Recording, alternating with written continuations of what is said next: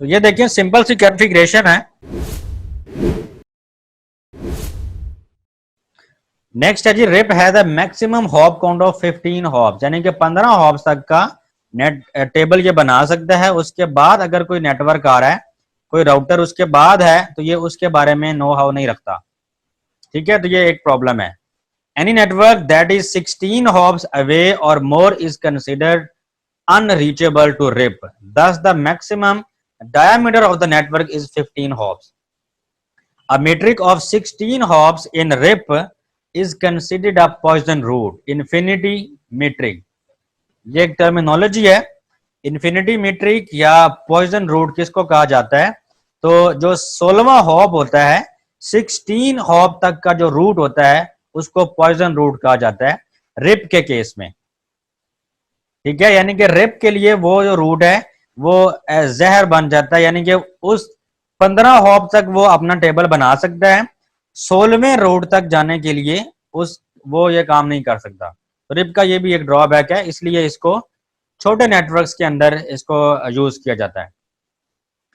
Rib के दो version आए, मैंने आपको शुरू में बताया। रिप वर्जन 1 RFC 1058 में ये डिटेल से बताया गया है, और it's a class full and thus does not include the subnet mask with its routing table updates.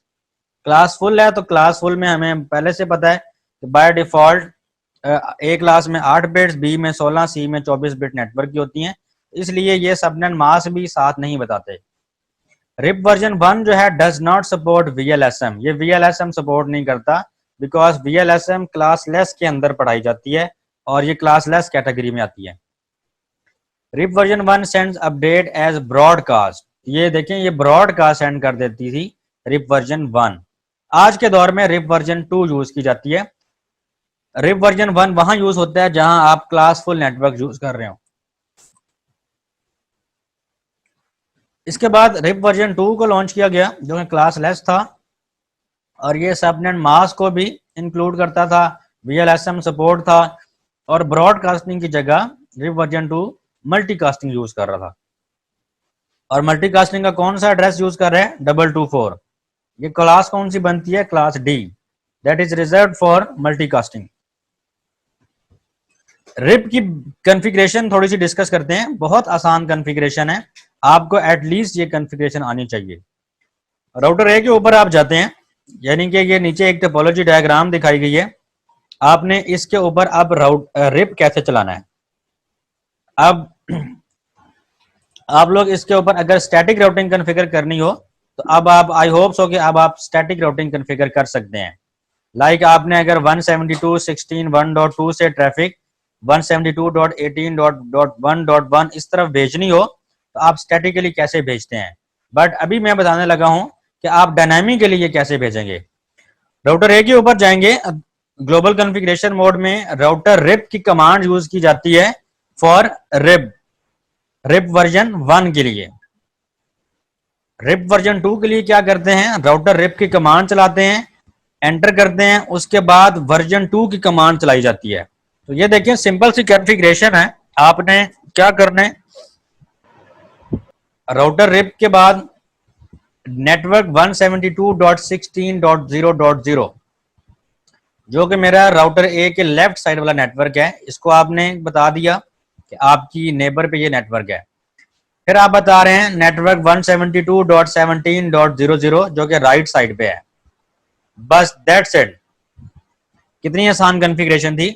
फिर आप राउटर बी पे आते हैं, इसकी लेफ्ट पे कौन सा नेटवर्क है? 172.17.0.0, और इसके राइट पे कौन सा है? 172.18.0.0। That's it. आपको कोई आईपी रूट यानी कि स्टैटिक रूटिंग की जरूरत नहीं, कोई आपने इंटरफेस नहीं बताया, कोई आपने इंटरफेस का आईपी नहीं बताया, कुछ भी नहीं बताया। जस्ट आपने ये बता दिए कि आपके जो डायरेक्टली कनेक्टेड नेटवर्क हैं साथ साथ वो कौन से हैं। That's it. अब अगर मैं राउटर ए के ऊपर जाता हूं और शो आईपी रूट यानी कि इसका राउटिंग टेबल देखना चाहता हूं तो ये क्या होगा? Gateway of last resort is not set. Routing table को देखते हैं, ये क्या है? C means directly connected, 172.16.0.0 is directly connected, Ethernet 0 के ऊपर, ये हमने खुद उसको बताया था। फिर डायरेक्टली कनेक्टेड नेटवर्क है 172.17.00 जो कि सीरियल 0 पे डायरेक्टली कनेक्टेड था। फिर ये जो रिप है यानी आर वाला जो रूट है ये राउटर ने खुद लर्न किया है using routing information protocol.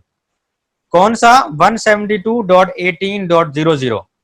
Router ए ने लर्न किया है कि मैं 172.18.00 पे जा सकता हूं, किसके जरिए? 172.17.1.2। देखिए ये बिल्कुल पाथ वैसे उसी तरह बना रहा है जिस तरह हम स्टैटिक रूट में बताते थे।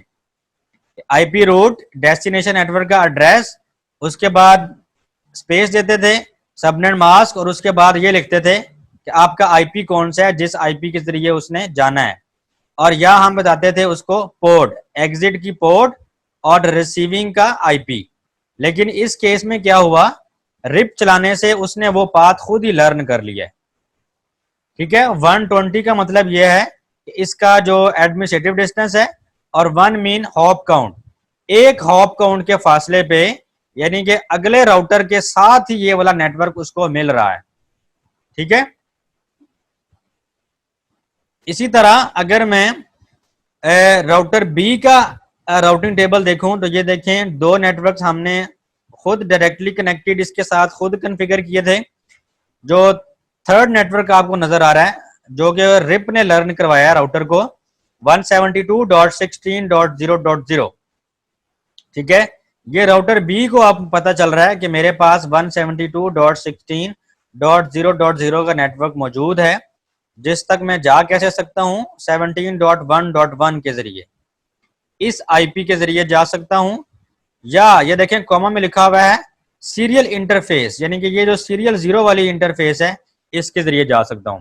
तो स्टैटिक राउटिंग के अंदर मैंने यही चीज बताई थी कि एग्जिट होते वक्त आपने इंटरफेस बताना होता है, और जिस राउटर ने पैकेट रिसीव करना होता है आपका, उसने अपने इंटरफेस का आईपी बताना होता है। तो रिप के केस में क्योंकि ये चीजें ऑटोमेटिक हो रही हैं, डायनामिकली हम चीजें कर रहे हैं, तो उसने ऑटोमेटिकली इसको लर्न कर लिया। ठीक हो गया, आगे चलते हैं। आईजीआरपी क्योंकि ये अब एब्सोल्यूट हो चुका है, ये अब यूज नहीं होता, तो इसलिए इसको मैं स्किप करने लगा हूं। वैसे इसको आप पढ़ सकते हैं, ऑटोनोमस सिस्टम का मैंने कॉन्सेप्ट दे दिया हुआ है आपको।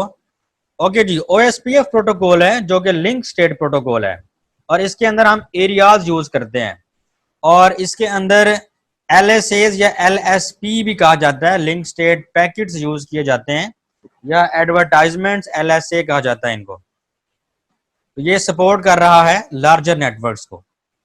ओएसपीएफ की कॉन्फ़िगरेशन थोड़ी सी मुश्किल होती हैं, इसलिए अगर कोई आप में से करना चाहता है तो वो अपने एंड पे इसको कर सकता है।